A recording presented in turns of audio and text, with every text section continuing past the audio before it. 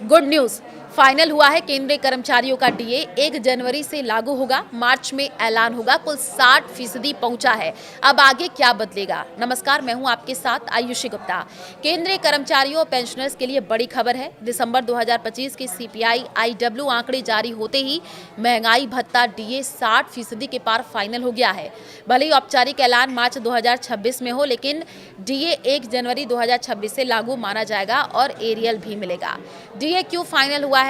क्योंकि CPI IW 2016 equals to 100 दिसंबर 2025 में 148.2 पर स्थित रहा, जिससे 12 महीने के औसत के आधार पर डीए 60% से ऊपर निकल गया।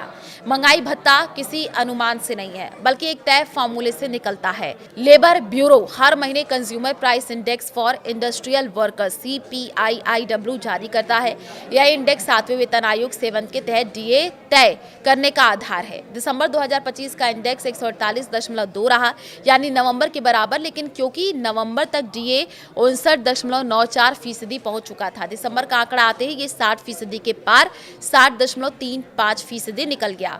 सरकार डीए को हमेशा निकटतम पूर्णांक यानी कि राउंड ऑफ करके लागू करती है, इसलिए अब 60% डीए तय माना जा रहा है। दिसंबर 2025 के CPI-W आंकड़े क्या कहते हैं? तो दिसंबर 2025 में CPI-IW देखिए 148.2 अंक पर स्थिर रहा। सालाना महंगाई YOY इन्फ्लेशन 31.3% रहा। दिसंबर 2024 के मुकाबले महंगाई कम है, तब 3.53% थी। इसका मतलब यह है कि महंगाई बहुत तेज नहीं बढ़ी है, लेकिन पिछले 12 महीनों का औसत इतना बढ़ गया कि डीए 60% पार कर गया है। मार्च में ऐलान होगा, लेकिन लागू जनवरी से। ऐसा क्यों हो रहा है? ये डीए की स्टैंडर्ड सरकारी प्रक्रिया है। डीए हर साल 1 जनवरी और 1 जुलाई से प्रभावी होता है, लेकिन CPI-IW के आखिरी आंकड़े दिसंबर जून आने के बाद सरकार कैबिनेट में प्रस्ताव लाकर के मार्च सितंबर में ऐलान करती है, और इसलिए लागू तारीख 1 जनवरी 2026, ऐलान मार्च 2026, फायदा जनवरी फरवरी का एरियर।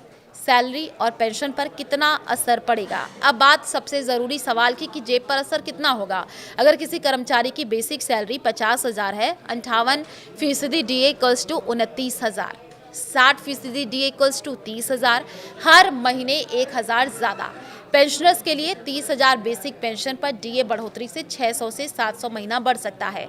ये रकम छोटी लग सकती है, लेकिन लाखों कर्मचारी और पेंशनर्स के लिए ये बड़ा कुल प्रभाव है। डीए से जुड़ी 5 अहम बातें जो आपको जाननी चाहिए।